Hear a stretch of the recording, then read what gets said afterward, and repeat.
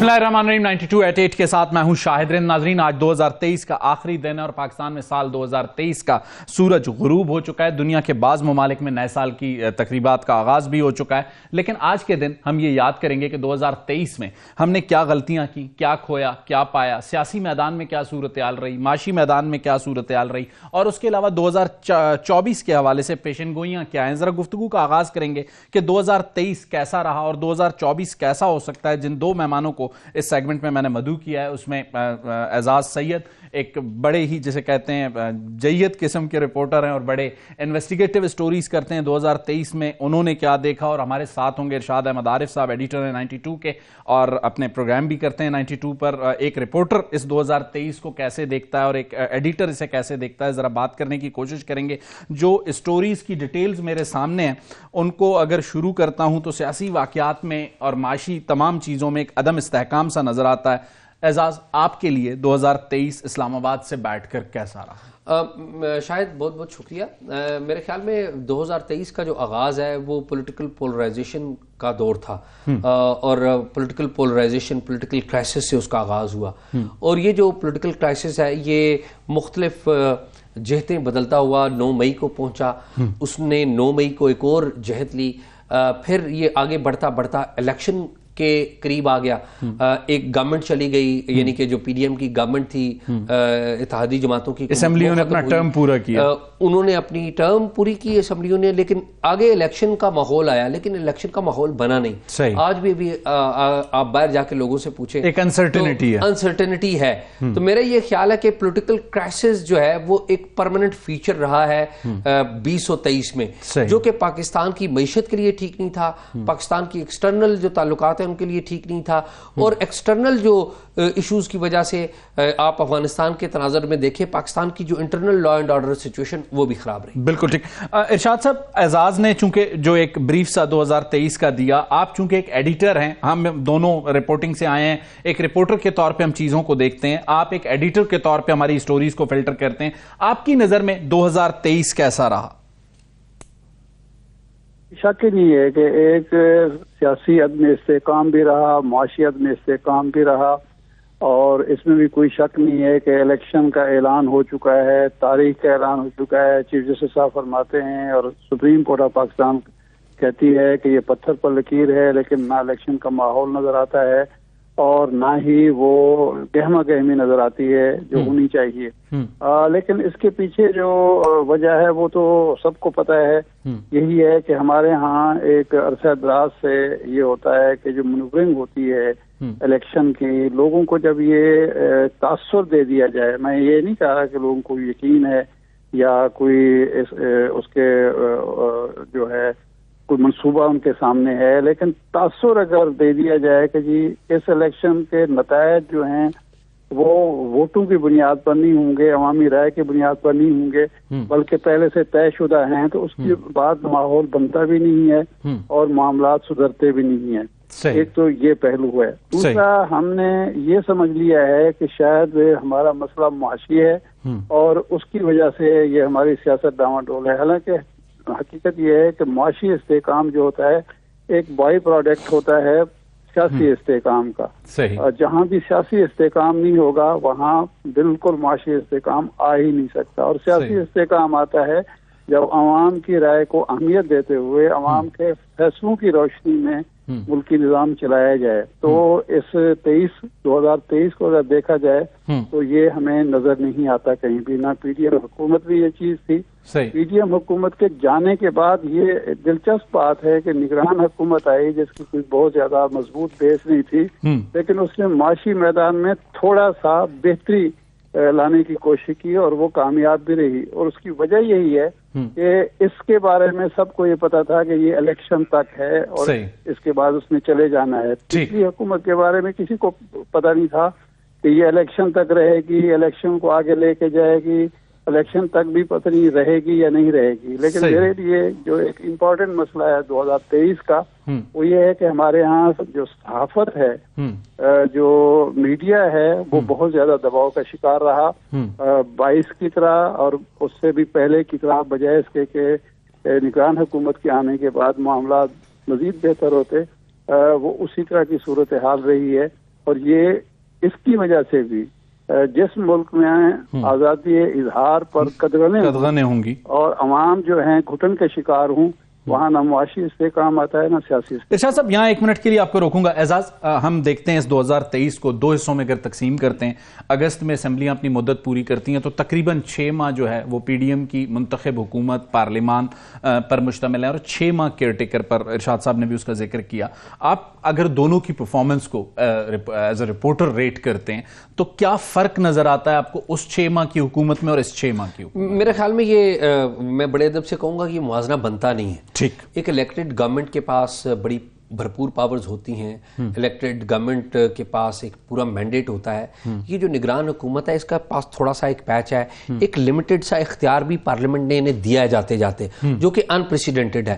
میرا نہیں خیال کہ ہم ایک ایسا کمپیریزن کریں جس میں ایک ایسی حکومت کے ساتھ کمپیریزن کریں جس کے پاس تو پوری ووٹ کی اور پارلیمنٹ کی طاقت ہو, مختلف جماعتیں, اور ایک ایسی گورنمنٹ اس کے مقابلے میں ہو جس کا ایک پرائم منسٹر ہے, ان کی اپنی ایک کیبنٹ ہے, صوبوں کے جو صوبائی وزرائے اعلیٰ انہوں نے منتخب نہیں کیے کسی ایک کا بھی, کیبنٹ کے بھی بعض لوگ ہیں جو شاید انہوں نے پسند نہ کیا. میرا خیال ہے یہ کمپیریزن آپ کہہ رہے ہیں بنتا نہیں ہے. ارشاد صاحب آپ اعزاز سے ایگری کرتے ہیں؟ میں گزارش کروں گا یہ کمپیریزن بنتا اس لیے ہے کہ ایک حکومت جو الیکٹڈ ہے, جس کے پاس عوامی مینڈیٹ ہے, وہ اگر ڈالر کو کنٹرول کرنے میں ناکام رہے, مہنگائی کو کنٹرول کرنے میں ناکام رہے, اسمگلنگ کو روکنے میں ناکام رہے, تو پھر کمپیریزن کرنا پڑے گا ایک ایسی حکومت کا جسے ہم لولی لنگڑی حکومت کہہ سکتے ہیں. بالکل ٹھیک. اگر لولی لنگڑی حکومت کے دور میں کچھ بہتری ہو سکتی ہے, کچھ بہتری میں بات کر رہا ہوں, جی بالکل ٹھیک ہے, میں بھی نہیں کہہ رہا. اگر ڈالر 348 سے 44 سے 280-82 پہ آ جائے تو بہرحال اس کا اثر تو پڑے گا. بالکل. تو اس لیے کمپیریزن بنتا ہے اور ہونا چاہیے. صحیح. کہ ایک حکومت جس کے پیچھے عوام ہیں, جو منتخب ہے, وہ آخر یہ کام کیوں نہیں کر سکی. ارشاد صاحب یہاں پہ 1 منٹ کے لیے آپ کو روکوں گا. اعزاز کے سامنے ایک سوال رکھوں گا. اعزاز, جیسے کہ آپ نے کہا کہ کمپیریزن نہیں بنتا ہے, ارشاد صاحب نے کہا بنتا ہے. میرا ایک آرگیومنٹ ہے, پولیٹیکل گورنمنٹ میں یہی ڈالر کے خلاف کریک ڈاؤن کیوں نہیں ہوا, یہی اسمگلنگ کے خلاف کریک ڈاؤن کیوں نہیں ہوا, معاشی سخت فیصلے کیوں نہیں ہوا. بہت سے ماہرین معیشت ہمارے سامنے یہ بات رکھتے ہیں اور یہ کہتے ہیں کہ ہمارے جو معاشی فیصلے ہیں وہ سیاسی فیصلوں تلے دبے ہوئے ہیں, جس کی وجہ سے ہماری معیشت بہتر نہیں ہوتی. تو یہی کسٹمز, یہی ایف آئی اے, ایک کیئر ٹیکر گورنمنٹ جس کا پولیٹیکل بیگیج نہیں ہے, اس کے نیچے ہمیں پرفارم کرتی ہوئی نظر آتی ہیں, تو پولیٹیکل لوگ ان سے پرفارمنس کیوں نہیں لیتے؟ اچھا, میں اس میں نا تھوڑی سی دونوں سے, ارشاد صاحب ہمارے بڑے ہیں, ڈس ایگری کریں آپ اور آپ کے ساتھ. بالکل. دیکھیے, جو پولیٹیکل گورنمنٹ تھی, شہباز شریف صاحب کی حکومت تھی, اتحادی حکومت تھی, ووٹ کی حکومت تھی, ٹھیک ہے, اس میں جو آپ کی ملٹری اسٹیبلشمنٹ ہے وہ ایک پورے دباؤ میں رہی ہے, اور وہ دباؤ تھا پاکستان تحریک انصاف کا, عمران خان کا, ایک پوری پرول بریگیڈ تھی, بھرپور ان کے اوپر اٹیک ہو رہے تھے, اور وہ بیک فٹ کے اوپر تھے, ٹھیک ہے. اس کا آخری پیچ آتا ہے مئی کے مہینے میں, 9 مئی میں وہ آ کے وہ ساری چینج ہونا شروع ہوتی ہے, ٹھیک ہے. ہوتا کیا ہے, حکومتیں کیسے چلتی ہیں؟ حکومتیں پاکستان میں چلتی ہیں جب سرٹینٹی ہوتی ہے کہ یہ اپنا کام مکمل کریں گی, یہ یہاں پر رہنے جا رہی ہیں.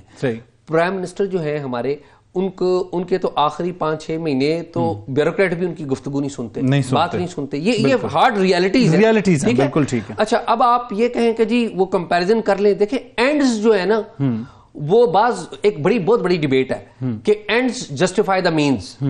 لیکن جو سیولائزڈ ورلڈ ہے نا, وہ بڑی کہتی ہے, اس کے اوپر بڑی ان کی آرگیومنٹ ہے, وہ کہتے ہیں کہ یہ جو مینز ہے نا, یہ بھی بڑے اہم ہیں, اینڈز ہی نہیں. یہ جو آج جو ابتدا ہوتی ہے, اس میں کوئی دیکھیں نا, آج اس میں کوئی شک نہیں ہے کہ جو نگران وزیر اعظم انوار کاکڑ, انہوں نے پرفارم کیا ہے, انہوں نے بات بھی کی ہے, بڑا اچھا انہوں نے ایک پروسیس شروع کیا, جو انہوں نے پیٹرول کی اسمگلنگ روکی, جس کا اکانومی کے اوپر بڑا ایفیکٹ آیا. پھر جو سب سے بڑی اچھی بات جو مجھے لگی ان کی, کہ وہ ان کے پاس جو جتنا بھی چھوٹا ٹائم ہے وہ نوجوان نسل سے بات کر رہے ہیں. لیکن اگر آپ انوار کاکڑ صاحب کو اور دوسری گورنمنٹ کو کمپیریزن کریں, بنتا نہیں ہے.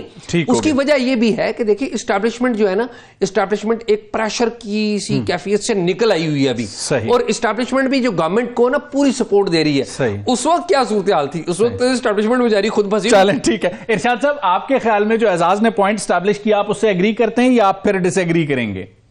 نہیں دیکھیں، وہ تو میرے پوائنٹس کی تائید کر رہے ہیں کہ جو آپ بتا رہے ہیں انوار کاکڑ کی خوبی ہے. یہ شہباز شریف صاحب کیوں نہیں نوجوان نسل سے بات کر رہے تھے؟ وہ کیوں نہیں پیٹرول کی سمگلنگ کو روک رہے تھے؟ وہ جو ایک تجربہ کار چوتھی دفعہ وزیر خزانہ بننے والا شخص جو ہے، وہ کیوں یہ سب کچھ نہیں کر رہا تھا؟ ہم 30 جون کو تو ڈیفالٹ کرنے لگے تھے. اگر چائنا اور سعودی عرب نہیں، چائنا اور سری لنکا کی وجہ سے، شہباز شریف صاحب نے ہمیں پریس کانفرنس میں بتایا کہ سری لنکا اور چائنا کی مدد سے ہم اس سے بچے کہ انہوں نے جو IMF کی ہیڈ ہیں ان سے بات کی اور انہوں نے مجھے ٹائم لے کر دیا، اور وہ آخری دن جو 30 جون کو ہمیں ملا ہے بیل آؤٹ پیکج جو ملا، بیل آؤٹ پیکج ملا ہے.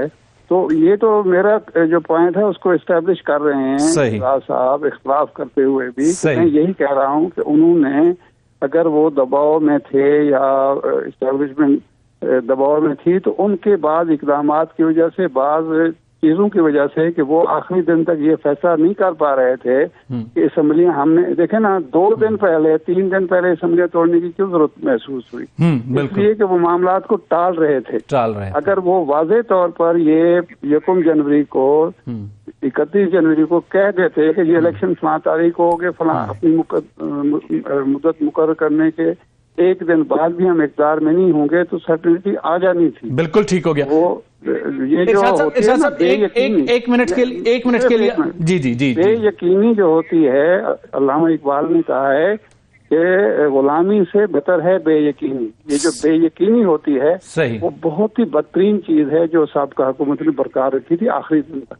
بالکل ٹھیک ہو گیا. اعزاز، 2023 پولیٹیکل پارٹیز کو ہم اگر ڈسکس کر رہے ہیں، سب کی پولیٹکس کو اگر سمرائز کر سکیں، کس کو آپ بہتر پالیٹکس کرتے ہوئے 2023 میں دیکھ رہے تھے؟ میرا یہ خیال ہے کہ جو پالیٹکس کرنا بہت زیادہ مشکل ہو گیا ہے. سیاسی جماعتوں کے لیے چوائسز بڑی کم ہو گئی ہیں. سیاسی جماعتوں کے اندر نظریہ ختم ہو گیا ہے. سیاسی جماعتیں صرف ایک چیز پہ فوکس کر رہی ہیں، وہ یہ ہے کہ کسی طریقے سے اسٹیبلشمنٹ کی خوشنودی حاصل کریں اور پاور میں آئیں. میرا یہ خیال ہے کہ جو سیاسی جماعتوں کی کمزوری کا سال ہے، اور یہ والی جو کمزوری ہے یہ میں نے ماضی میں کبھی نہیں دیکھی. یہ صورتحال کبھی ماضی میں اتنی نہیں آئی تھی. پھر بھی کوئی تھوڑی بہت ریزسٹنس آپ دیکھیے نا، جو جتنی بھی سیاسی جماعتیں، بڑی سیاسی جماعتوں کے نام لے لیں، مسلم لیگ نون کا نام لے لیں، پیپلز پارٹی کا نام لے لیں، PTI کا نام لے، تمام جماعتیں کیا کہتی ہیں، JUIF کا نام لے لیں، وہ سارے کہتے ہیں کہ جی وہ ہم بات کریں گے اسٹیبلشمنٹ سے، ہم بات کرنا چاہتے ہیں، جو بیانیہ وہ کہیں گے ہم اپنا لیں گے. صحیح. ہمیں صرف اقتدار آپ کہہ رہے ہیں انہوں نے اقتدار کے لیے سب کچھ سرنڈر کیا. میرا یہ خیال ہے کہ سیاسی جماعتیں کمزور ہوئی ہیں. 20 اور 23 میں سیاسی جماعتیں اور جمہوریت جو ہے وہ پاکستان کمزور ہوئی ہے. ارشاد صاحب، اس پوائنٹ سے آپ ایگری کریں گے اعزاز کے، جو انہیں لگتا ہے کہ 2023 میں سیاسی جماعتیں اور جمہوریت کمزور ہوئی ہے؟ اس میں کوئی شک نہیں ہے، اور ساری سیاسی جماعتیں اس کے ذمہ دار ہیں. سیاسی جماعتوں نے ہمیشہ 2 کام کیے ہیں کہ اسٹیبلشمنٹ کو ساتھ ملا کے اسٹیبلشمنٹ اور بیوروکریسی کے زور پر حکمرانی کرنی ہے. سیاسی ورکر کو آگے نہیں آنے دینا، نظریے کو آگے نہیں بڑھنے دینا، مفادات کی سیاست کرنی ہے، اور اس کا نقصان بھی ان سب کو باری باری اٹھانا پڑا. لیکن میرا نہیں خیال کہ ابھی تک انہوں نے سبق حاصل کیا ہو. اور دوسری وجہ یہ ہے کہ جب تک کوئی بھی ملک ترقی نہیں کر سکتا جب تک وہاں سیاسی استحکام نہ ہو.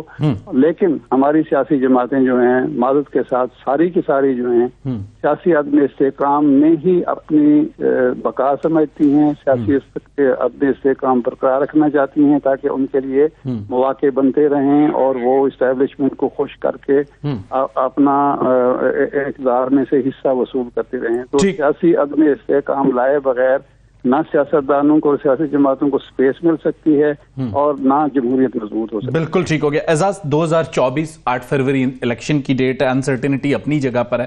8 فروری کے بعد کا سیاسی منظرنامہ موجودہ حالات میں اعزاز کو کیا نظر آتا ہے؟ میرا یہ خیال ہے کہ جو کرائسس ہے نا وہ کرائسس کنٹینیو کرے گا. پاکستان میں. یہ جو سچویشن یہاں پر بن رہی ہے الیکشن کے حوالے سے, الیکشن سے پہلے جو پی ٹی آئی نے جو کچھ کیا وہ بھی ٹھیک نہیں تھا. اس کو کسی طریقے سے آپ جسٹیفائی نہیں کر سکتے, کسی بھی طریقے سے جسٹیفائی نہیں کر سکے. غیر سیاسی فیصلے بھی انہوں نے 2023 میں بہت 2023 میں لیے. اور پی ٹی آئی کا میں اس لیے نام لے رہا ہوں کہ پی ٹی آئی اگر دیکھا جائے ہماری یوتھ میں بڑی پاپولر ہے اس وقت. ذرا لیفٹ پہ بھی آئی ہوئی ہے, وہ لیفٹ کے اوپر بھی آئی ہوئی ہے. میرا یہ خیال ہے کہ جو 2024 ہے اس میں 2-3 چیزیں بڑی ڈیفائن کریں گی پاکستان کے فیوچر کو. ایک تو یہ ہے کہ الیکشن کے بعد گورنمنٹ کون سی بنے گی. دوسرا یہ ہے کہ جو گورنمنٹ آ کے پاکستان کے چیلنجز سے کیسے نمٹے گی, اپنا وزیر خزانہ اور وزیر خارجہ کس کس کو لگاتی ہے اور پرائم منسٹر کون بنتا ہے. تو یہ جو 3 بندے ہیں نا, یہ پاکستان کی فیوچر کو ڈیسائیڈ کریں گے. ایک یہ کہ پرائم منسٹر کون ہوگا, ایکسپیرینس آدمی ہوگا نہیں ہوگا, کتنا وائبرنٹ ہوگا, وزیر خزانہ کون ہوگا, وزیر خزانہ کے ساتھ وزیر خارجہ کون ہوگا, اور ساتھ ہی ساتھ جو آئی ایم ایف کو ہم نے اپریل میں پیسے دینے, اس کے بعد کی کیا یہ جو ریفارم کا پروسیس شروع کیا ہے, نجکاری کا جو پروسیس, یہ کنٹینیوٹی ہوگی یا نہیں ہوگی. ایک منٹ کے لیے آپ کو یہاں روکوں گا, میرے پاس آخری 2 منٹ ہیں. ارشاد صاحب, جو منظر رکھا ہے اعزاز نے بینگ اے رپورٹر آپ کے سامنے, میں صرف اس میں ایک چیز ایڈ کروں گا. ایک ایسی چیز بھی اسلام آباد میں موجود ہے جن کا آپ نے ذکر کیا کہ 4 بار کے وزیر خزانہ. کچھ لوگوں کا خیال ہے کہ اس بار میاں صاحب کو ٹیم بدلنی چاہیے اگر بظاہر لگتا ہے کہ میاں صاحب آ رہے ہیں تو. نہیں, جب میاں صاحب آ رہے ہیں تو میاں صاحب کو ٹیم کیوں بدلنی چاہیے؟ جب آپ میاں صاحب کو نہیں بدل رہے تو میاں صاحب ہم تو نہیں بدل سکتے سر, میں تاثر کی بات کر رہا ہوں. دیکھیں, بنیادی چیز میں عرض کرتا ہوں, میاں صاحب اگر آ رہے ہیں, میاں صاحب اگر پرانے مائنڈ سیٹ کے ساتھ آئیں گے, بدلے اور انتقام کی سیاست کو فروغ دیں گے, تو اس سے کام کبھی بھی نہیں آ سکتا. بالکل. اور باقی ساری چیزیں جو ہوتی ہیں بائی پروڈکٹ ہیں. آپ وزیر خزانہ اچھا لگا لیں, آپ وزیر خارجہ اچھا لگا لیں, لیکن پالیسی تو ظاہر پرائم منسٹر نے دینی ہے نا. بالکل ٹھیک ہو گیا. ارشاد صاحب میرا چونکہ وقت سیگمنٹ کا ختم ہو گیا, آپ کا, اعزاز سید کا, دونوں کا بہت بہت شکریہ. بہت امپورٹنٹ بات ارشاد عارف صاحب نے کی کہ ٹیم صرف نہیں بدلنی ہوگی, ماضی کو بھی بلانا ہوگا اور بہتر فیصلے کرنے ہوں گے. لیتے ہیں ایک چھوٹی سی بریک کے بعد آتے ہیں تو معیشت کی ذرا بات کریں گے اور معاشی میدان کے چیلنجز کی بات کریں گے.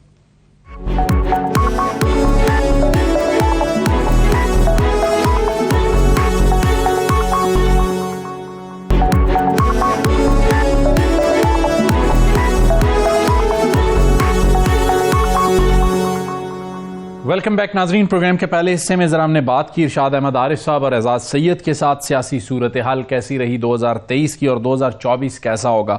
سیاست کے بعد سب سے اہم نقطہ اس وقت پاکستان کا اگر ہم کہیں اور سب سے اہم معاملہ وہ ہے معیشت, اور دونوں کا سیاست اور سیاسی استحکام اور معاشی استحکام کا ایک جسے کہتے ہیں ساتھ ہے. اس وقت ڈاکٹر فاروق سلیم صاحب ہمارے ساتھ ہیں. ڈاکٹر فاروق سلیم صاحب کے سامنے یہ سوال رکھیں گے کہ 2023 ان کی نظر میں معاشی فیصلوں کے حوالے سے پاکستان کے لیے کیسا رہا, وہ اس پر کیا رائے رکھتے ہیں. ڈاکٹر صاحب ذرا بتائیے گا ہمیں.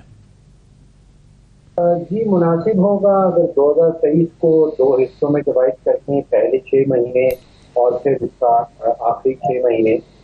پہلے 6 مہینوں میں 3 بڑے معاشی پرابلمز یا چیلنجز کہہ لیں. کرنسی پاکستان کی بہت تیزی سے گر رہی تھی. جو 24 کروڑ پاکستانی ہیں انہوں نے مہنگائی اپنے انتہا پہ دیکھی. کوئی 40 سے 50 سال کا جو ریکارڈ ہے وہ ٹوٹ گیا, اور جو خاص طور پہ خوراک کی اشیاء میں مہنگائی تھی وہ 40-45% پہ کہیں چلی گئی, اور فارن ایکسچینج ریزروز ہمارے بہت تیزی سے گر رہے. یہ 3 بڑی واضح آپ سمجھ لیجئے کہ معاشی اشاریے جو پہلے 6 مہینے میں دیکھے گئے. صحیح. جولائی میں جا کے کہیں ہمارا آئی ایف کے ساتھ جو اسٹینڈ بائی ایگریمنٹ ہے وہ ہوا, اور اس کے بعد کے جو 5 مہینے ہیں 6 مہینے ہیں ان کی کہانی ذرا تھوڑی سی فرق ہے.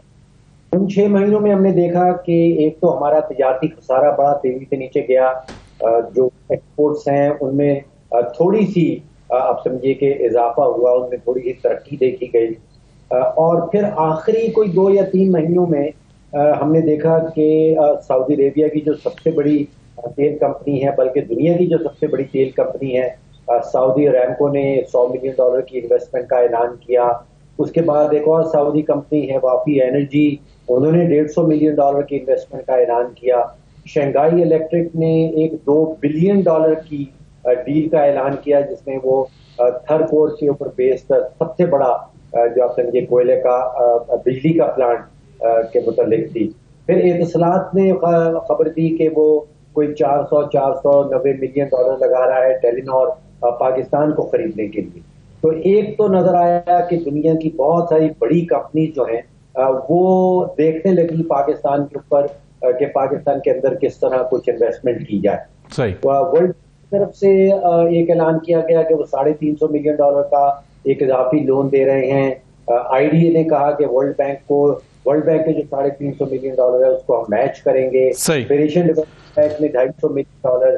تو اس کے نتیجے میں ہم نے دیکھا کہ ہمارے ریزرو جو ہے وہ بھی بڑھنا شروع ہو گئے. ڈاکٹر صاحب آپ نے جو 2 حصوں میں بانٹنے کی بات کی 2023 کو، ابتدائی ششماہی اور پھر دوسری ششماہی، پہلی ششماہی اور دوسری ششماہی، بظاہر میں اگر as a student of politics دیکھتا ہوں، چونکہ میں اکانومی کا اسٹوڈنٹ نہیں ہوں، جرنلزم اور پالیٹکس کا اسٹوڈنٹ ہوں، میں یہ دیکھتا ہوں کہ ابتدائی 6 مہینے جنوری سے لے کے جولائی تک ہمیں ایک منتخب حکومت نظر آتی ہے، اور جولائی آنورڈز جو ہے دسمبر تک ایک نگران حکومت نظر آتی ہے.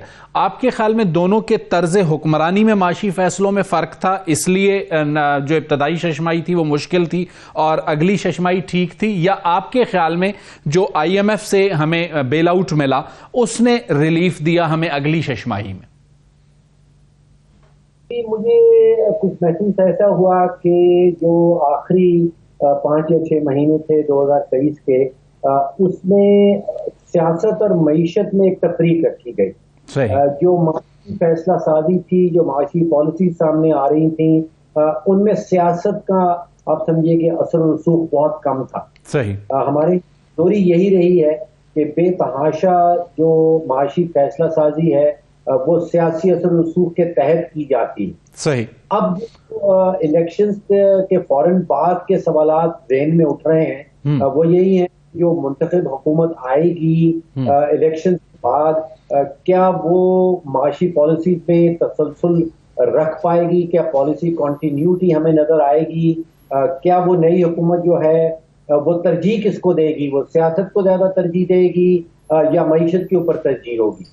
اور تیسرا سوال جو ذہن میں آتا ہے کہ جو پچھلے چند سالوں سے ہم تقسیم کی سیاست دیکھ رہے ہیں، کیا اس تقسیم کی سیاست کو نئی حکومت ختم کر پائے گی یا نہیں؟ صحیح. ڈاکٹر صاحب آپ نے جس طریقے سے ڈیفائن کیا، اور آپ پہلے بھی اس بات کا بڑے شد و مت سے اظہار کرتے رہے کہ پاکستان میں معیشت کو بہتر کرنے کے لیے معاشی فیصلوں کو سیاسی فیصلوں سے الگ کرنا ہوگا، لیکن منتخب حکومتوں میں ہمیں بڑا یہ مشکل نظر آتا ہے. لیکن کیئر ٹیکر گورنمنٹ میں جیسے آپ نے بھی کہا، ہم نے بھی آبزرو کیا کہ ان کا چونکہ کوئی پولیٹیکل بیگیج نہیں تھا تو انہوں نے سخت فیصلے بھی لیے اور اس کے نتائج بھی ملنا شروع ہوئے. تو آپ کے خیال میں فیبروری میں ایک گورنمنٹ آتی ہے، گورنمنٹ الیکشن اگر ہوتے ہیں 8 فیبروری کو، اس کے بعد حکومت سازی تک مارچ کا مہینہ آ چکا ہوگا، اور پھر حکومت سازی سے نکلنے کے بعد پھر جون میں ایک اور بجٹ ہوگا، تو اس حکومت کے چیلنجز ان سخت فیصلوں کے بعد آپ کو کیا لگتے ہیں؟ آپ نے بجٹ کا ذکر کر دیا، ایک اس میں اضافہ کر لیجئے کہ آئی ایم ایف کا ہمیں ایک بہت بڑا پیکیج چاہیے ہوگا فروری کے الیکشنز کے بعد. کئی اپریل میں اسٹینڈ بائی کا ایگریمنٹ جو ہے وہ ختم ہو چکا ہوگا، اور ہمیں جو ضرورت ہے وہ اگلے 3 سالوں میں لگ بھگ کوئی 75 سے 80 ارب ڈالر کی ضرورت ہوگی، جس کو ہم کہتے ہیں گروس ایکسٹرنل فائنینسنگ نیڈ، یعنی کہ باہر سے ہمیں لانے ہوں گے، اور وہ آئی ایم ایف کے پیکج کے بغیر نہیں آ پائیں گے. تو آئی ایم ایف مذاکرات کرنے ہوں گے. آئی ایم ایف کی یقینی بات ہے کہ نئی شرائط بھی ہوں گی. ابھی جس چیز کا فقدان نظر آ رہا ہے وہ لانگ ٹرم پالیسیز کا ہے. دیکھیے، اگر ہم تفریق کر لیں انتظامی اقدامات اور پالیسی سازی کے اندر، تو انتظامی اقدامات تو ہمیں بے تحاشا نظر آئے. اس میں اسمگلنگ کے خلاف کارروائی تھی، جس میں ایکسچینج کمپنیز کے اوپر کارروائی تھی، اس کے نتیجے میں ہمیں فوائد بھی نظر آئے. لیکن جو پالیسی سازی ہے اس کا مجھے ابھی بھی فقدان نظر آتا ہے. اور ایک تفریق اگر ہم اپنے ذہن میں رکھیں کہ انتظامی اقدامات جو ہیں وہ پالیسی نہیں ہوتے. دیکھیے، ہمارے بجلی کے شعبے کے اندر کوئی 520 ارب روپے کی چوری ہو رہی. سرکولر ڈیٹ ہے وہ کوئی 2500 ارب پہ پہنچ گیا. اسی طرح گیس کا سرکولر ڈیٹ جو ہے وہ کوئی 3000 ارب پہ پہنچ گیا ہے. اور ان 2 بڑے شعبوں میں جو بہت ہی خطرناک ثابت ہو سکتے ہیں، کوئی ٹھوس قسم کی پالیسی سامنے نہیں آئی. डॉक्टर साहब, आज से कुछ दिन कब प्राइम मिनिस्टर ने एक बात का जिक्र किया, एक मीडिया टॉक थी या स्टूडेंट से इंटरेक्शन था जहां तक मुझे याद पड़ता है। उन्होंने कहा चूंकि हमें जो बिजली का सेक्टर है उसमें जो लाइन लॉसेज हैं, उसके जो डेफिसिट्स हैं, उसको कवर करने के लिए कुछ प्राइवेटाइजेशन की तरफ जाना पड़ेगा, प्राइवेट सेक्टर को ऑनबोर्ड करना पड़ेगा। आपके ख्याल में निजकारी सबसे अहम एक मामला है और सालों से सुनते आ रहे हैं कि जो इदारे जिसे कहते हैं वो लाइबिलिटी बन चुके हैं रियासत पर या रियासत के टैक्स पेयर पर, उनकी निजकारी की जाए। निजकारी की बातें तो होती हैं लेकिन उस तरीके से हम एक्सपेडाइट नहीं कर पाते। अगर 2024 में एक हुकूमत इस मामले को एक्सपेडाइट करती है तो जो भी डेफिसिट्स हैं आपको लगता है वो कम हो पाएंगे? देखिए 2023 का 24 का जो बजट हमारे सामने आया था उसमें हुकूमत ने खुद से प्राइवेटाइजेशन के तहत तकरीबन न होने के बराबर कोई रकम रखी थी। सही। मुझे याद आ 15 अरब रुपया था जो नीदर हेयर नॉर देयर। इसका मतलब है कि जून के महीने में हुकूमत का कोई प्रोग्राम नहीं था निजकारी की प्राइवेटाइजेशन के हवाले। सही। देखिए ये कोई और मुतबादिल रास्ता ही नजर नहीं आता। जो दो लगभग स्टेट ओन एंटरप्राइजेस चल रही हैं लगभग 2000 अरब का सालाना नुकसान कर देती हैं। आप बजट खोल तो उसमें कम से कम 1000 अरब की सब्सिडी नजर आती है, कोई 14 अरब रुपए के जो ग्रांट्स हैं वो नजर आती हैं। अब अभी तक तो पिछले कुछ हुकूमतें जो हैं वो अपने मंशूर में जरूर लिखती रही हैं लेकिन नतीजा 0/0 है। सही। और जो हुकूमत है उसने PIA के ऊपर खास फोकस रखा है लेकिन उनके भी कोई नताइज अभी सामने नजर नहीं आ रहे। डॉक्टर साहब, आपने बात की कि हमें चूंकि इलेक्शन के फौरी बाद एक बड़े IMF प्रोग्राम के लिए जाना पड़ेगा तो IMF की शराइत भी उतनी ही सख्त होंगी।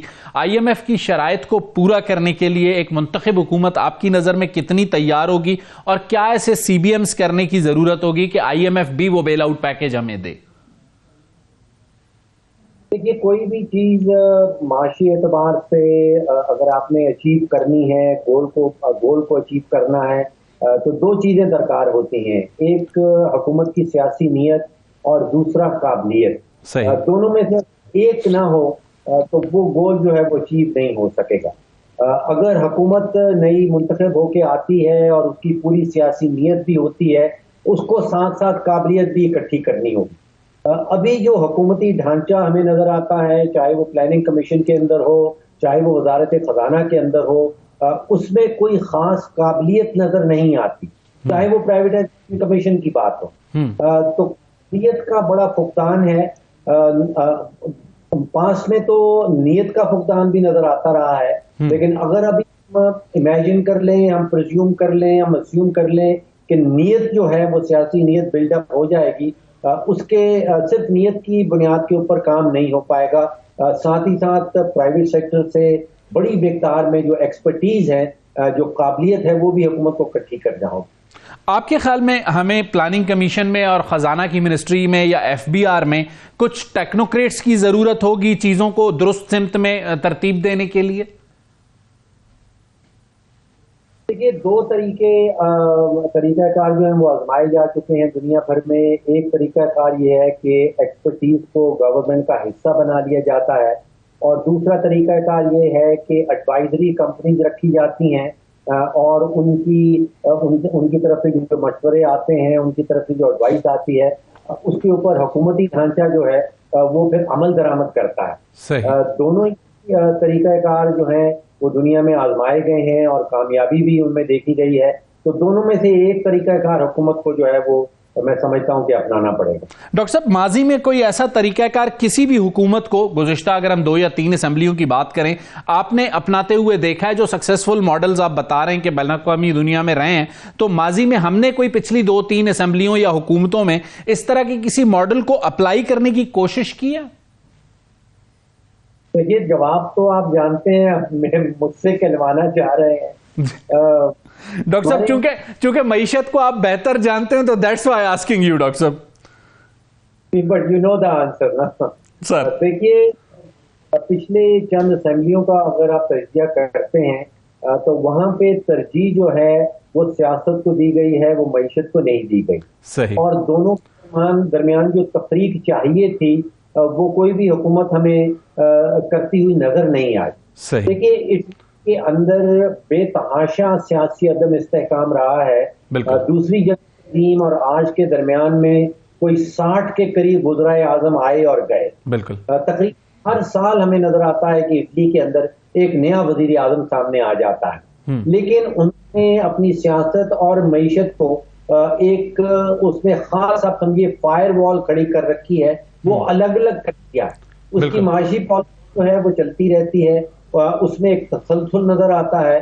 بے شک کے سیاسی کھیل میں ہمیں ہر سال ایک نیا وزیر اعظم نظر آنے لگا. بالکل برطانیہ کو یہ پچھلے 3-4 سالوں میں آپ کے میرے سامنے ہی 3 یا 4 وزرائے اعظم آئے اور گئے, لیکن اس کا معاشی پالیسی کے اوپر نہیں ہے. بالکل ٹھیک کہہ رہے ہیں ڈاکٹر صاحب. آپ کے خیال میں اس وقت ان دنوں میں ہم بہت شد و مت کے ساتھ ذکر سنتے ہیں ایس آئی ایف سی کا اور ایس آئی ایف سی کے رول کا. نئی آنے والی جو بھی گورنمنٹ ہوگی, ایس آئی ایف سی جن جن سیکٹرز پہ کام کر رہی ہے, آپ کو لگتا ہے کہ ایس آئی ایف سی اگر کوئی بریک تھرو کرتی ہے تو اس بریک تھرو کے نتیجے میں کچھ ہمیں ریلیف مل سکے گا جو معاشی سچویشن ہے اس میں؟ دیکھیے ایس آئی ایف سی کو میں سمجھتا ہوں کہ آئسولیشن میں نہیں دیکھنا چاہیے. اس کے ساتھ 2 بڑے اور اقدامات بھی ہوئے ہیں. ایک تو ہے جس میں ہم کہتے ہیں government to government commercial transaction act parliament نے پاس کیا, اور وہ امپاور کرتا ہے, وہ قانونی طاقت دیتا ہے ایس آئی ایف سی کو کہ وہ پاکستان کے اثاثہ جات جو ہیں ان کو ٹریڈ آف کر سکتا ہے بیرونی حکومتوں سے اور بیرونی سرمایہ کاروں سے. اس کے ساتھ ساتھ ایک ویلتھ فنڈ بھی کریٹ کیا گیا ہے, اس میں کوئی 3 ٹریلین روپیز کے لگ بھگ جو ہے وہ ایکوٹی بھی شامل ہے. یہ 3 چیزیں ہیں جس میں ایس آئی ایف سی ہے, لیگل امپاورمنٹ ہے اور ساتھ ہی اس کا ساورن ویلتھ فنڈ ہے. یہ تینوں مل کے یہ کام کرنے چلے ہیں. اب اس میں یہ ہے کہ ان کا فوکس ہے مڈل ایسٹ سے سرمایہ کاری کو اٹریکٹ کرنا. میرا خیال ہے ابھی جس سمت میں یہ نکلے ہیں یہ سمت درست ہے, لیکن یہ متبادل نہیں ہے اصلاحات کا. صحیح, اصلاحات کا متبادل نہیں ہے. ڈاکٹر صاحب ایک چھوٹا سا سوال کر کے آپ سے تھینک یو کرنا چاہوں گا. اگر ایس آئی ایف سی کے جو انیشیٹیوز آپ نے 3 گنوائے اور آپ نے جو ایکسپرٹیز کی بات کی, پروفیشنلز کی ہائر کرنے کی, لانگ ٹرم پلاننگ کی, ان کو اگر جوڑا جائے تو اگلے 5 سے 10 سال میں ہم کوئی ٹرن اراؤنڈ کر سکتے ہیں اکانومی کی چیزوں میں؟ دیکھیے دو حصے ہیں سوال کے. پہلا یہ کہ ملک کے اندر قابلیت موجود ہے. آپ نے کہا کہ ہم کر سکتے ہیں, بالکل 100% کر سکتے ہیں. کیا ایکچولی ٹرن اراؤنڈ ہوگا یا نہیں ہوگا, یہ اونلی ٹائم ول ٹیل. ٹھیک ہے ڈاکٹر صاحب, آپ کا بہت بہت شکریہ. آپ نے 2023 اور 2024 کے چیلنجز پر بات کی. ناظرین, معاشی فیصلے بہت اہمیت کے عامل ہیں. سیاسی استحکام کے ساتھ ساتھ معاشی استحکام ہی پاکستان کی ترقی کا باعث بن سکتا ہے. لیں گے ایک چھوٹی سی بریک کے بعد آئیں گے تو ذرا بات کریں گے کہ 2024 کی پیشن گوئیاں کیا ہیں. ہمارے ساتھ ہوں گے ماہر علم نجوم ہیں غلام عباس گل صاحب اور انجم خان صاحب ماہر علم فلکیات ہیں. ان سے پوچھیں گے کہ ان کی نظر میں 2024 کیسا ہوگا. لیتے ہیں ایک چھوٹی سی بریک.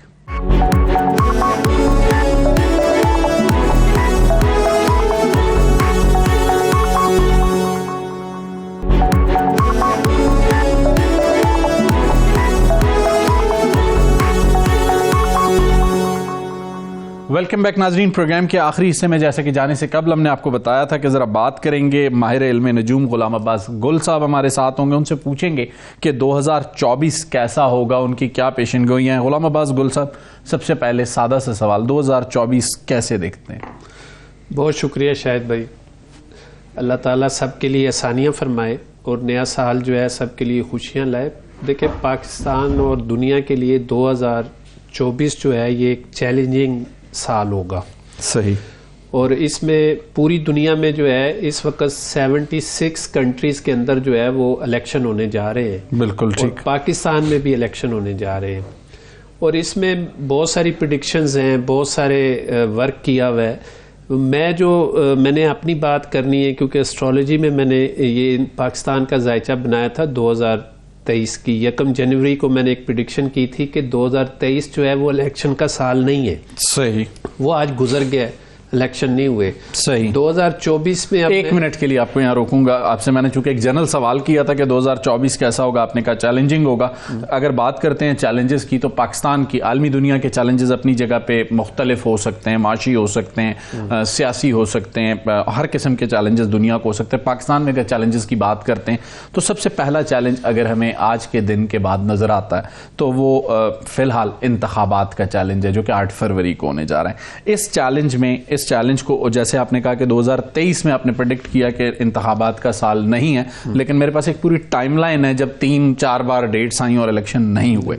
2024 میں الیکشن دیکھ رہے ہیں 8 فروری کو آپ؟ دیکھیں شاہد بھائی, یہ جو ہمارا 2024 کا ذائچہ ہے اس میں بھی یہ ہے 8 کا انسا.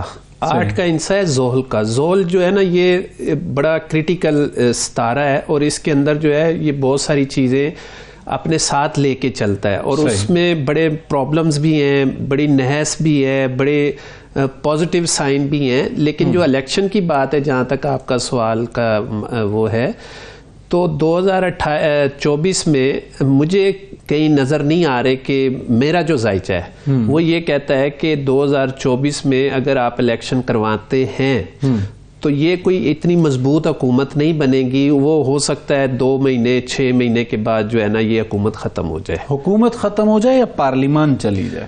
دو الگ الگ سوال. نہیں, دونوں چلے. ایک حکومت ختم ہونے کے بعد پارلیمان رہ کے نئی حکومت بن سکتی ہے. الیکشن کا سال جو ہے نا شاہد بھائی وہ ہے 2025. تو آپ جو ہے اس کو بہتر طریقے سے کریں. اس وقت 76 کنٹریز میں جو میں پہلے بھی کہہ چکا ہوں کہ الیکشن ہونے جا رہے ہیں. پہلا الیکشن جو ہے وہ جنوری میں ہو رہا ہے جو تائیوان سے شروع ہو رہا ہے. صحیح. اور اس کے بعد جو ہے جتنے بھی الیکشن فروری, مارچ, اپریل, مئی میں ہونے جا رہے ہیں اس میں پرابلمز ہی پرابلم, صرف پاکستان میں نہیں عالمی دنیا میں.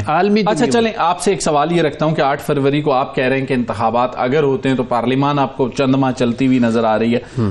اگر انتخابات ہوتے ہیں, ان انتخابات کی صورت میں آپ کس کی حکومت بنتے ہوئے ذائچوں میں دیکھتے ہیں, کس کے ستارے آپ کو بھاری لگتے ہیں؟ دیکھیں کسی کی بھی حکومت بنتی ہوئی نہیں نظر آتی. یہ ایک کی تو بننے نہیں, کسی ایک کی نہیں بنے گی. صحیح. یہ کھچڑی بنے گی. اور میں تو سمجھ رہا ہوں, میری یہ آپ سے پہلے بھی میں بہت سارے چینلز پہ میں نے یہ بات کی ہے, کسی کو بھی وزیر اعظم بننے کے لیے بس وہ ایک نام کا بنے گا وزیر اعظم کچھ دنوں کے لیے, کچھ مہینوں کے لیے, لیکن وہ بیساکھیوں پہ ہی ہوگا. بس کبھی 2 ادھر ٹوٹ گئے, کبھی 4 ادھر چلے گئے, کبھی یہ ہو گیا, کبھی وہ ہو گیا. کوئی پائیدار الیکشن نہیں ہونے. آپ کو چیئرمین پاکستان تحریک انصاف یا بانی پی ٹی آئی اور پی ٹی آئی کا مستقبل 2024 میں کیسا لگتا ہے؟ 2023 جو ہے ان کے جو بھی فیصلے تھے ان کے نتیجے میں جو بھی پرائس انہوں نے پے کرنی تھی وہ پے کر رہے ہیں اپنے فیصلوں کی. 2024 میں انہیں کچھ ریلیف ملتا ہوا آپ کو نظر آتا ہے؟ دیکھیں میں نے 2023 میں ایک مارچ میں پریڈکشن کی تھی کہ خان صاحب روڈوں سے ہٹ کے آپ سیاست کے پلیٹ فارم پہ آ جائیں اور سیاست کریں, اور جب تک آپ سیاست دان نہیں بنیں گے آپ کے ہاتھ میں کچھ نہیں آئے گا. ضد اور اس کو چھوڑ دیں. اور مئی کا مہینہ آپ کے لیے بہت سخت آ رہا ہے. 1 مئی سے لے کے 10 مئی تک آپ کے لیے بہت سخت ہوں گے. آن دی ریکارڈ ہے, آپ بھی سمجھتے ہیں, میں بھی سمجھتا ہوں, ہمارے دیکھنے والے بھی سمجھتے ہیں کہ سیاست جو ہے نا وہ کمپرومائزنگ کا نام ہے, ضد کا نام نہیں ہے. میاں نواز شریف کے بارے میں ہمیشہ ایک سوال کہتا ہوں کہ وہ قسمت کا بڑا دھنی ہے. وہ مارشل لا کے بعد بھی جو ہے نا وزیر اعظم بن گئے ہیں. میاں نواز شریف. ہاں. اچھا میاں نواز شریف کا ذرا بتائیے 2024 ان کے لیے کیسا رہے گا؟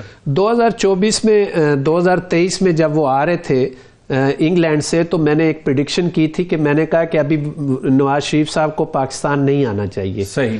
کیونکہ 17 اکتوبر کو اور پھر 28 اکتوبر کو 2 گرین لگے تھے, لیکن وہ اکتوبر میں ہی آئے. ہاں, وہ 21 اکتوبر کو انہوں نے اسلام آباد میں لینڈ کیا اور وہ نیس کا ٹاپ پہ اس وقت ٹائم تھا اور وہ لانچ ہو گئے.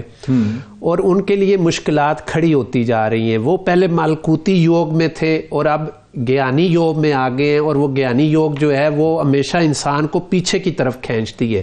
وہ جتنا زور لگاتا ہے, جتنی محنت کرتا ہے, وہ آگے نہیں بڑھ سکتا, وہ پیچھے کی طرف آتا ہے. اور اس کے لیے رکاوٹیں چوتھی بار مطلب وزیر اعظم بنتا ہوا نہیں دیکھ رہے؟ دیکھیں میں سب سے پہلا اسٹرالجر ہوں جس نے 2017 میں ان سے پریڈکشن کی تھی, اس 18 کے الیکشن سے پہلے, کہ نواز شریف الیکشن کے بعد چوتھی مرتبہ وزیر اعظم بنیں گے. صحیح. اب بھی میں یہ کہہ رہا ہوں کہ جب بھی الیکشن ہوگا تو نواز شریف وزیر اعظم بنیں گے, لیکن بہت مشکل سے بنیں گے اور بہت کم ٹائم کے لیے بنیں گے. अच्छा, और आसिफ अली जरदारी साहब और बिलावल भुट्टो जरदारी साहब के लिए 2024 कैसा होगा? ये जरदारी साहब और बिलावल के लिए बहुत अच्छा साल है, लेकिन अगर उन्होंने सही तरीके से अपने दाव पेच खेले और उन्होंने अच्छे तरीके से, अगर मेरा मशवरा ये है कि जरदारी साहब अगर समंदरों से निकल के पहाड़ों के पास आके अपना पड़ाव डालें तो 2024 उनको बहुत सपोर्ट करेगा। पहाड़ों से मुराद खुश्क पहाड़ हैं या ग्रीन पहाड़ हैं? सब्ज पहाड़ है। तो उनकी पेशकदमी बलूचिस्तान की तरफ है, आप उन्हें पोटोहार का रुख दिखाना बस वो बैठेंगे अगर पोटोहार में आके और ग्रीन पहाड़ों में बैठेंगे, क्योंकि जोल का रंग भी जो तकरीबन ग्रीन है तो वो उनको ग्रीन ही सपोर्ट करेगी। मौलाना फजलुर रहमान साहब एक और अहम सियासी रहनुमा, 2024 उनके लिए कैसा होगा? 2024 जो है मौलाना फजलुर रहमान साहब का और उनकी JUI का मैंने जायचा बनाया था। फजलुर रहमान साहब जो हैं वो अपनी सियासत के मंबा है, सही, और अगर इलेक्शन हुए तो उनको एक सूबे में हुकूमत मिलने के चांस बन रहे हैं, एक सूबे में। हाँ जी। और इसके साथ साथ जो सबसे बड़ा, दो बड़े चैलेंजेस अगर हम बात करते हैं पाकिस्तान के, एक माशी सिचुएशन है और एक दहशतगर्दी है, तो इन दोनों में 2024 में आपको लग रहा है कि पाकिस्तान इन चैलेंजेस को ओवरकम कर सकेगा? क्योंकि थोड़ी देर पहले हम माहिर मईशत से बात कर रहे थे, उन्होंने बताया कि IMF के बगैर हमारा सर्वाइवल बड़ा मुश्किल है। शायद भाई मैं क्योंकि इकोनॉमिकल ज्यादा बात नहीं करता, इसलिए मैं जायचा की बात करने लगूं। 2023 जनवरी से लेके टिल दिसंबर आ गया, हर बंदा यही कह रहा था कि आज पाकिस्तान डिफॉल्ट करेगा, आज जाएगा, बस आज ये हो जाएगा। मैं वाहिद एस्ट्रोलॉजर हूँ जिसने कहा था ना पाकिस्तान डिफॉल्ट करेगा, ना पाकिस्तान के ऊपर इससे ज्यादा और बुरा वक्त आएगा, ये खड़ा हो जाएगा और अपने पाँव पे खड़ा हो जाएगा। 17 फरवरी से पाकिस्तान के जो सितारे हैं वो इस कदर बेहतर हो गए थे और वो टेक ऑफ पोजीशन में, और अगले 10 साल तक, ये 24 भी उसी के अंदर है। अच्छा। 2024 में भी उसके हालात बहुत बेहतर हो जाएंगे। तो ये साल पूरा जो है, ये अगर पाकिस्तान की इकॉनमी और चीज़ों को सही करने में लगा दे तो मैं कहता हूं कि पाकिस्तान यहां से ही खड़ा हो जाएगा। दहशतगर्दी के खिलाफ जो जंग है, दहशतगर्दी खत्म हो जाएगी। 2024 में आप उसमें घटाव देखते हैं, उन्हें घटता हुआ देखते हैं, बढ़ता हुआ देखते हैं? जितना इलेक्शन की कैंपेन और चीज़ें चलना शुरू हो जाएंगी उतना ही दहशतगर्दी बढ़ती हुई नज़र आ रही है मुझे अपने जायचे में। अगर आज ये इसको सेटल डाउन कर लें और पहले अपनी चीज़ों को सेटल डाउन करें तो मैं समझता हूं कि पाकिस्तान के लिए दहशतगर्दी कोई नहीं होगी। खेलों के मैदान से भी कुछ अच्छी खबरें हमें नहीं मिलती। 2024 जब आएगा, 2023 इस वक्त क्रिकेट की बात करें, हॉकी की बात करें जो कि हमारा कौमी खेल है, कहीं पर कोई अच्छी खबर हमें नहीं मिलती। तो अगर कोई आपको नज़र आता है कि खेलों के मैदान में 2024 पाकिस्तान के लिए कोई बेहतर साल होगा? नवंबर में मैंने एक जायचा बनाया था जब वर्ल्ड कप वगैरह चल रहा था, तो उस वक्त जो है 2 जायचे बनाए थे, एक हॉकी के लिए और एक क्रिकेट के लिए।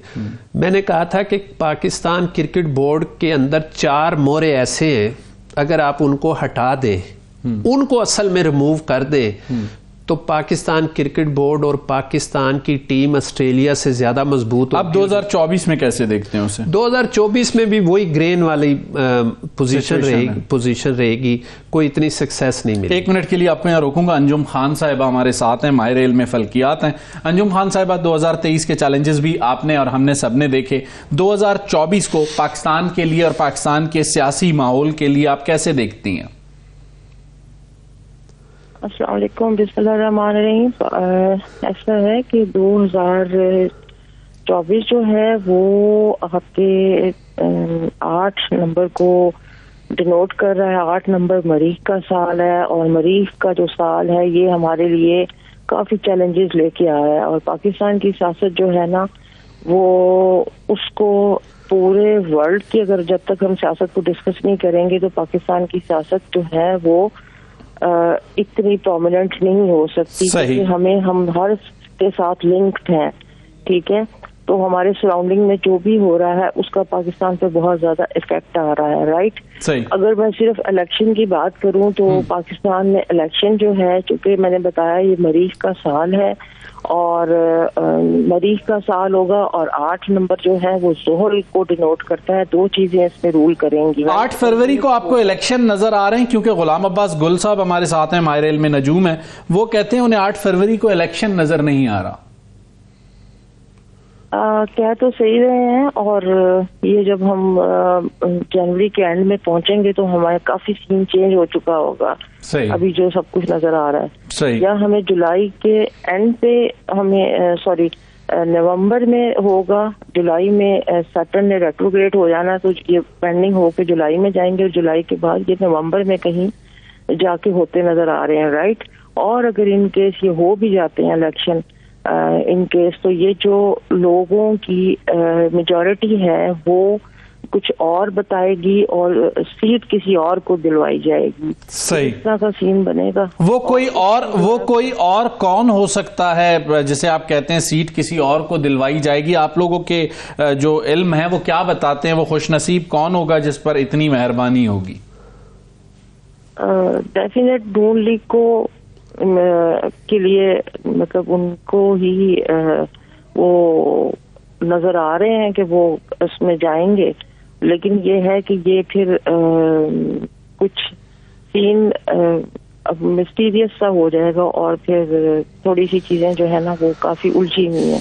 میرے خیال میں ہم پالیٹکس سے ہٹ کے اگر بات کر لیں تو زیادہ بہتر ہوگا. ٹھیک ہو گیا. 2024 آپ کی نظر میں پاکستان کے لیے کتنی مشکلات لا سکتا ہے اور کتنا سود مند ہو سکتا ہے؟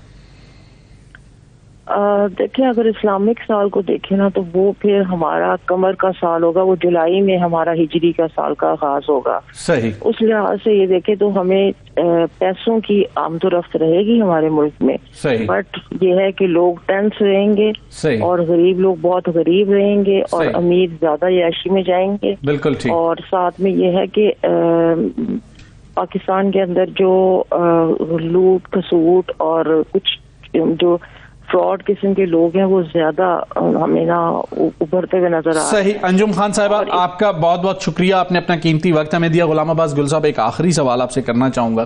انہوں نے کہا کہ کچھ نہیں بدلے گا، آپ کو بھی کچھ بدلتا ہوا نظر نہیں آ رہا؟ 30 سیکنڈ میں پریسائز کیجئے گا. دیکھیں، بدلنا تو بہت کچھ ہے، بدلے گا بھی بہت کچھ. پاکستان کی تاریخ بدلنے جا رہی ہے، اس میں بہت سارے ادارے بہت مضبوط ہوں گے، عوام مضبوط ہوں گے. کون سے ادارے مضبوط ہوں گے ذرا مینشن کر سکیں؟ 30 سیکنڈز ہیں آپ کے پاس. ادارے دیکھیں جو اس وقت بڑے ہیں، یہ بڑوں کی سوچ، عدلیہ، پارلیمان، عدلیہ اور پارلیمان، اور مطلب ہے ہمارے جو کیا کہتے ہیں فوج کو بھی بڑا اہم وہ ہے، وہ بھی مضبوط ہوگا. اور ان تینوں کو بیٹھ کے اس ملک کو اور مضبوط کرنا ہوگا. ٹھیک ہو گیا. غلام عباس گل صاحب، آپ کا بہت بہت شکریہ. ناظرین، 2024 کیسا ہوگا؟ ماہر علم نجوم اور ماہر علم فلکیات نے ہمارے سوالوں کے جواب دیے. ہم اللہ سے دعا کرتے ہیں کہ 2024 پاکستان کے لیے ایک بہتر سال ہو اور سیاسی اور معاشی عدم استحکام کا خاتمہ ہو، تاکہ ایک عام آدمی کو ریلیف مل سکے. اگلے ہفتے تک، اگلے سال تک ہمیں اجازت دیجیے. اللہ حافظ.